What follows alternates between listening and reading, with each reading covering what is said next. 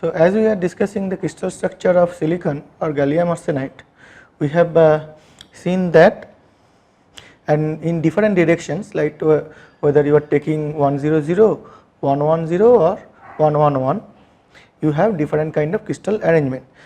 What does it mean? Different kind of crystal arrangement means that how many atoms are or one atom is connected to how many atoms inside the bulk, that number is different.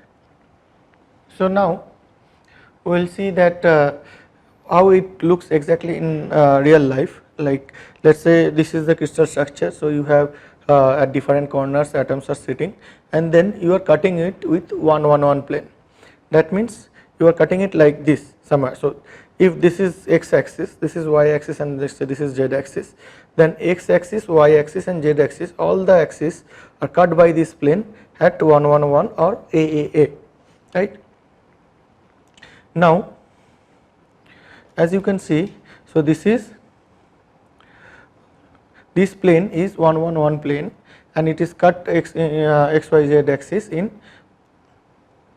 like x equal to a, y equal to a, and so there is a mistake, this will be y equal to a. Okay, this direction or the plane has cut the xy plane in along this line, right, and this is 100 direction, this is 100 direction, right.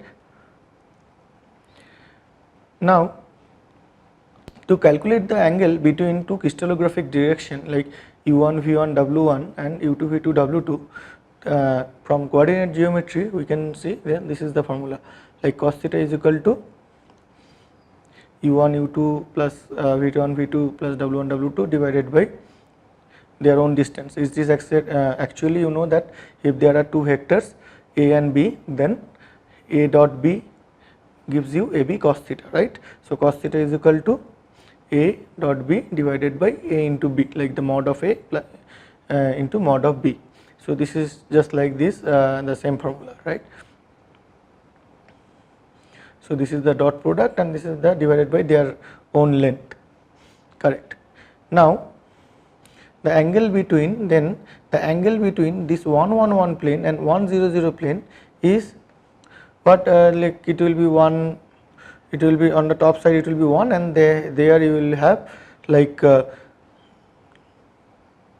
3 into 1. So it is 1 by root 3, and that will give you 54.735 degree. So now the point is that while you are having this, let's say this is the block, and this is let's assume that this is the 100 plane, right, this is the 100 plane, then this 111 plane will cut like this, and this angle, like what the 100 plane and 111 plane has made, this angle is 54 degree or 54.73 degree. So as we were discussing, this is the 111 plane, and then this 111 plane intersects, this 111 plane intersects the like xy plane at 110 line, right, at 110 line, correct, because here if you see, then if you draw a plane at at this 110 line, then it will be parallel to the z axis, right. So this is 110 line where it is intersecting. And another thing is, so as we already know that xy plane is parallel to 001 plane, right, because at 001 plane it has cut the z axis at 1 or z equal to a, let us assume, then xy plane is parallel to that plane.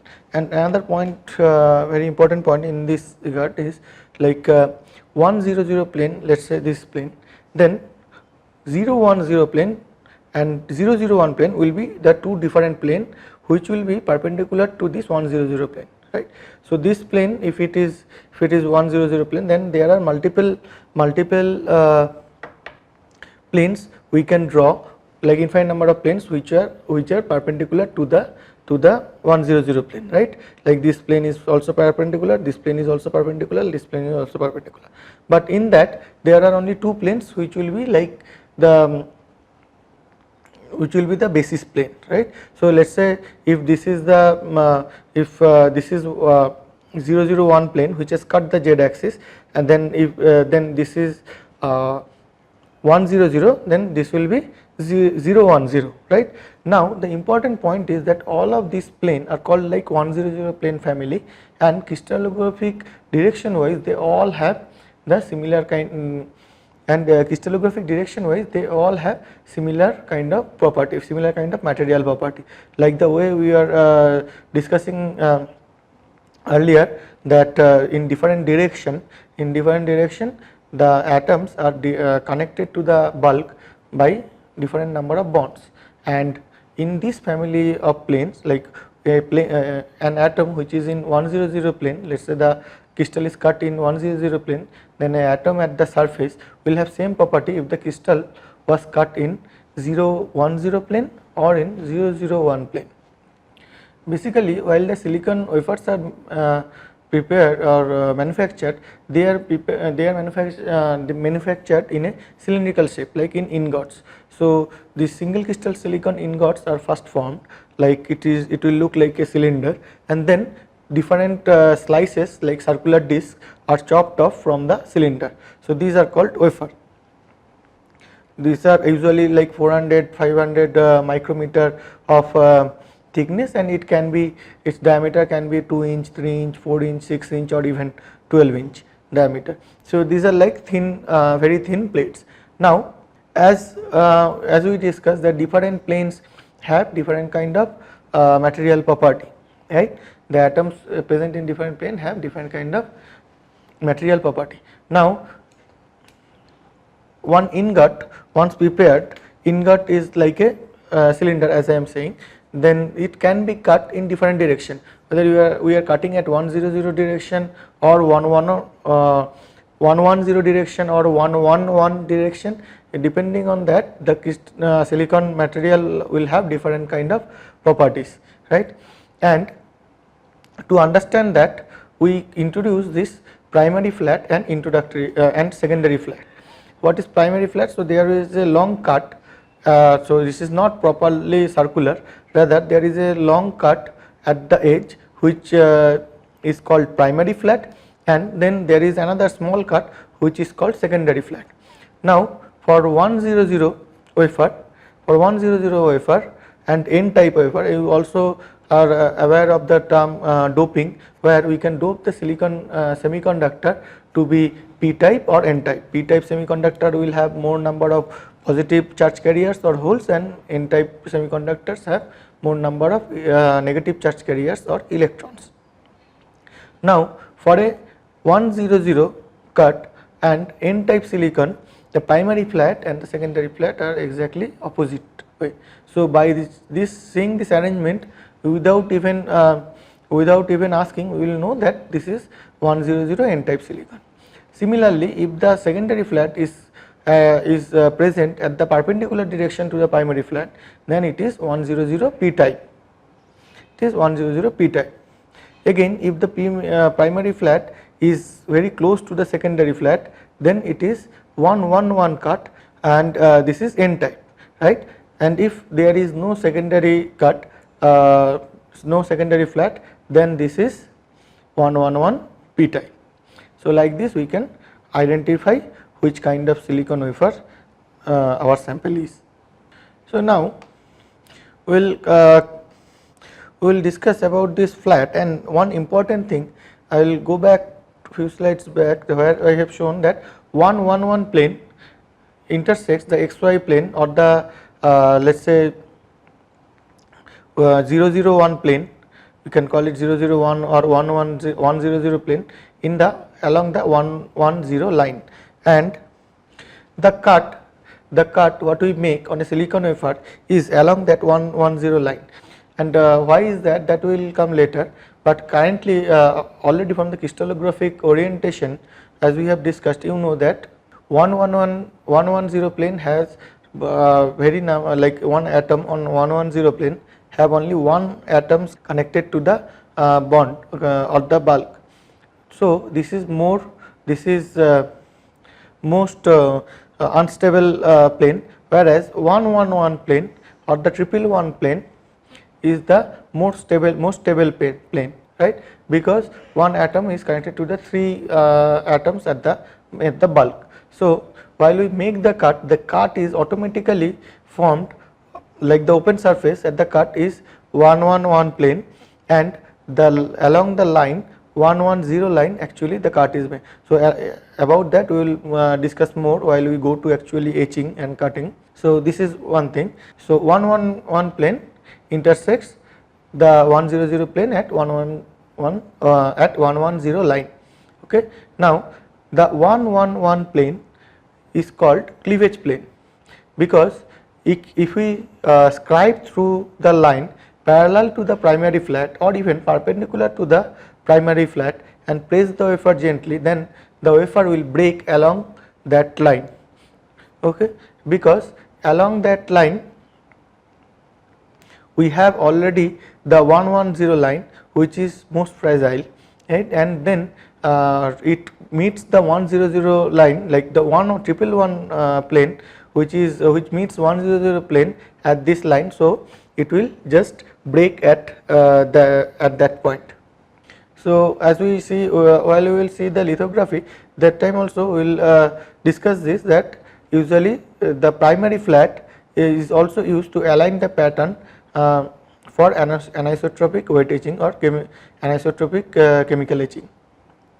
In summary, like the atoms on the 110 plane of silicon are bonded to the next 110 plane with one bond, or only one atom is bonded. Atoms of 100 plane of silicon are bonded with two bonds to the next 100 plane of the crystal, and atoms of 111 plane of silicon are bonded with 3 bonds to the next 111 plane. As a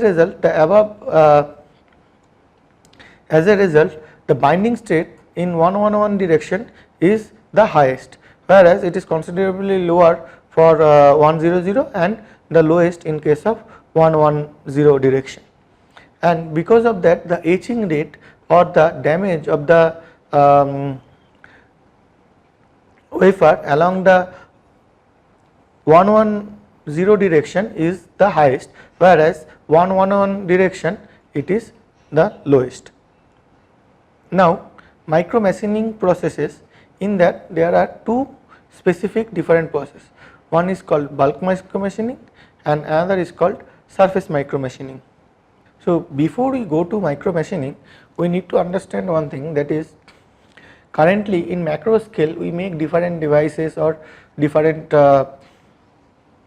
structures, and for that we have already some specific processes are set up in the industry, right, like we can, if we want to make this, so if we want to make this, then this has some kind of mold where the material will be put in that mold, and then it can be made from that. Or also like if we want to make some particular kind of design on that, then accordingly we can cut it, or we can polish it, or we can scribe it to make exactly that pattern. But this is possible only because this is in macro scale, right. But if we need to do the same thing, like while we are making a micro scale device or nanoscale device, then we need to make this kind of structures in very small length scale, like in micrometer scale or in nanometer scale. Okay. Like in the first module we have talked about cantilevers and membranes, right. If we have to make a cantilever which has a length of 100 micron with a 5 micron, and let's say thickness is something about 500 nanometer to 1 micron, then using our popular macro scale processing techniques, it is not possible to make this kind of devices, and for that we need to use a separate kind of process flow, and that is called microfabrication or micro machining. Now in that case the material is also very important, as we were discussing earlier also, that the material is very much important, and this silicon is chosen as the material because it has extraordinary properties, like it has good mechanical properties also and good electronic properties also.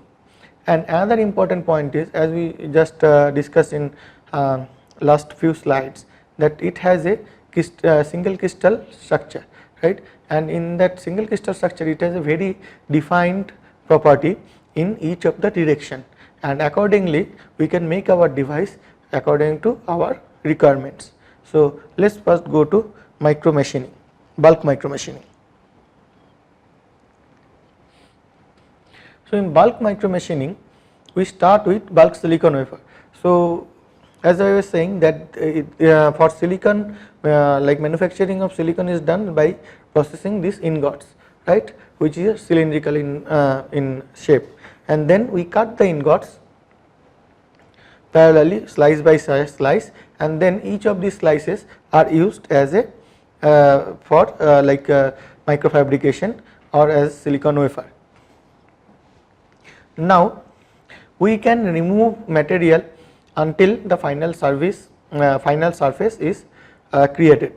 So there are different techniques which a few of them we will discuss in the part of this course, that how we can remove a material. And while we are removing some material, let us say if this is some material and then I am removing some material here from the circular some circular disc kind of region I remove, then it will create a circular hole or a hole in this block, right. So removing material is very much important, and we will see few of the processes, and then we can select a particular region which we want to remove and the another region we do not want to, right. So there are some masking layers or etch stop layer which we can put where we do not want to etch. Let us say if I want to write a pattern like A here, then only according to the A pattern I will etch, rest of the region I will just mask it so that it will not be etched. Then there are some bulk dry etching technique also. So other than using only liquids or only liquid chemicals, we can use gases also for etching away the material. So that is, these are called dry etching techniques, and RI or reactive ion etching is one of the very popular technique for dry etching. And depending on our requirement we can also bond two wafers. So let us say we have a device such that on one device we have made some patterns and on another device we have made some other patterns, and for our application we need to bond it together.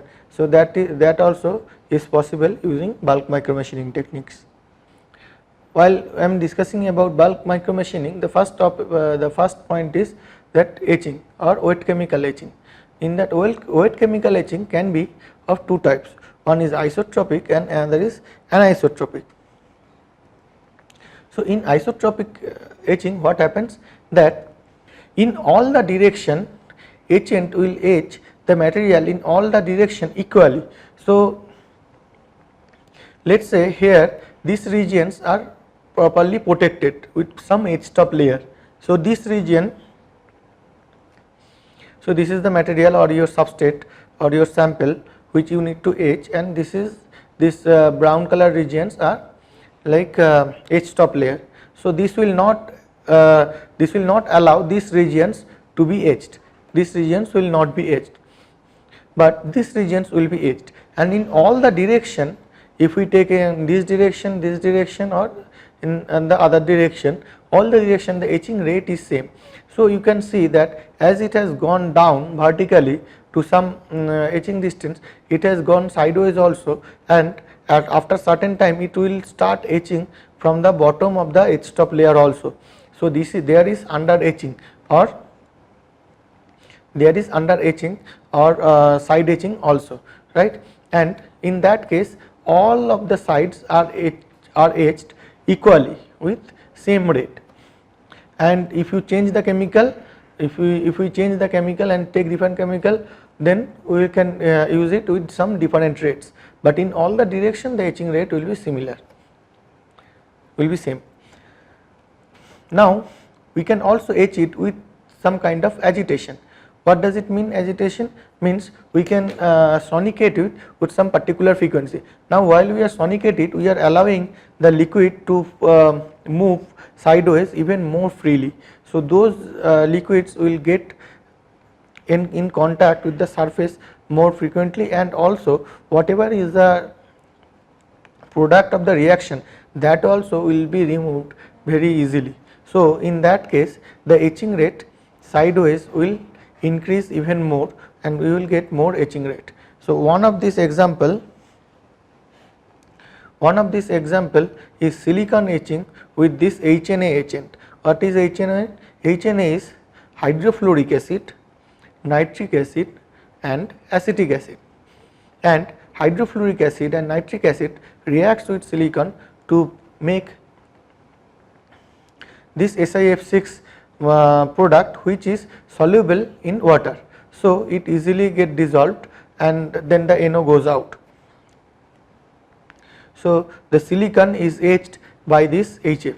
Here what happens is actually HNO3 oxidizes the silicon to SiO2 or silicon dioxide, and then the silicon dioxide reacts with HF and makes this SiF6 product, which is H2SiF6, and this is very much soluble in water, right. This fluoride is very much soluble in water, so it easily get dissolves, and accordingly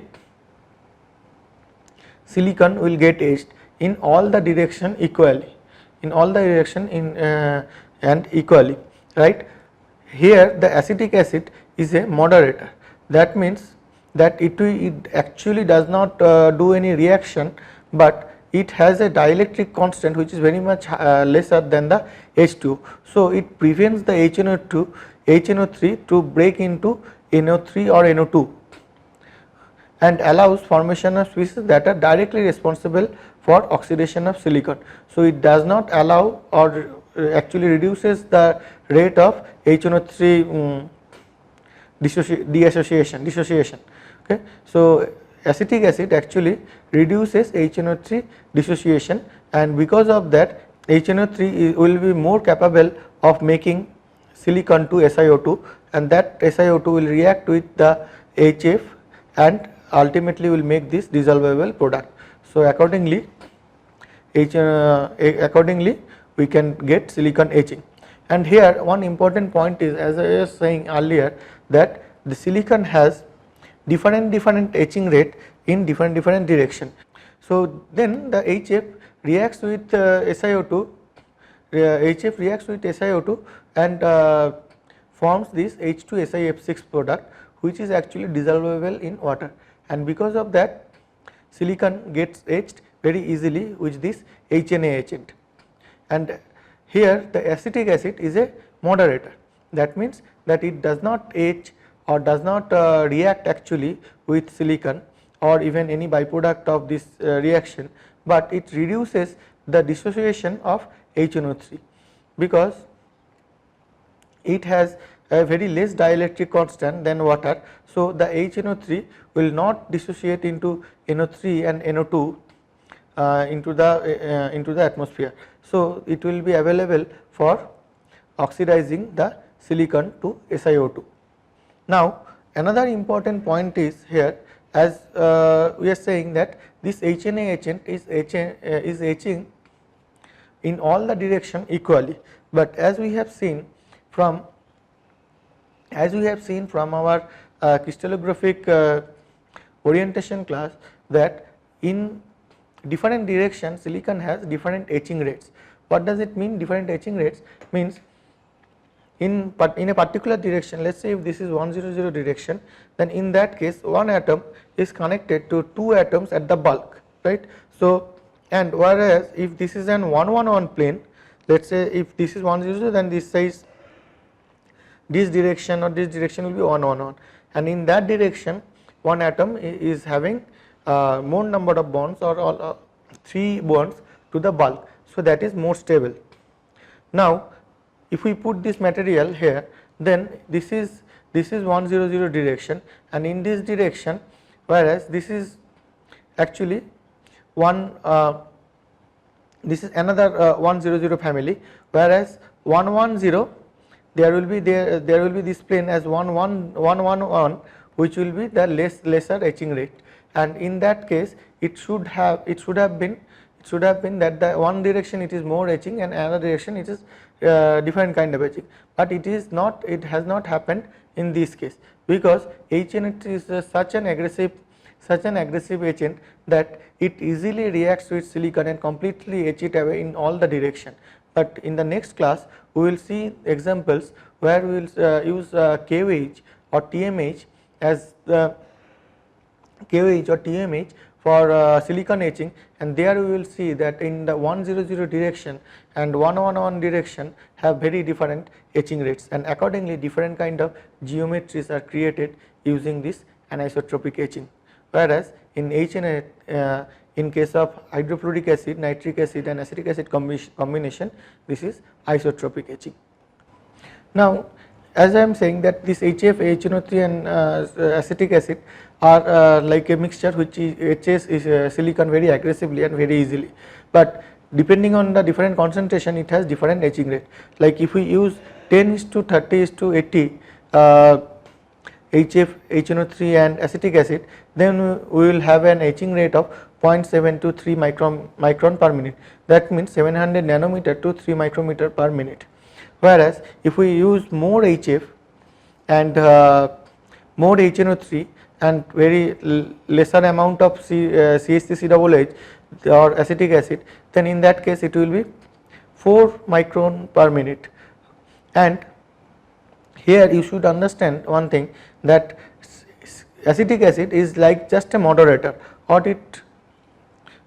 it actually just controls the reaction so that the HNO3 is not dissociating into the solution, but it does not actually react. So increasing HF and HNO3 in with respect to acetic acid actually increases the etching rate. 9% of HF and 75% of HNO3 and 30% of acetic acid, then we get an etch rate of 7 micrometer per minute. So more acetic acid is will make the HNO3 will make the silicon to more in SiO2, and that SiO2 will get etched by HF and we will have more amount of silicon etching. Here we see that in the first case where we have like 10:30:80 or 1:3:8, that time SiO2 is, if we use SiO2 as masking film, then that will be also etched as 30 nanometer per minute. In the second case we can use Si3N4 or silicon nitride as the masking film. The etch rate there is very small. Whereas in the last case where we have lesser amount of HF, in that case we can use SiO2 also as the masking film, but here the etching rate is of SiO2 is 70 nanometer per minute. So by the time it will etch the silicon to 7 micron, it will etch the SiO2 to 70 nanometer.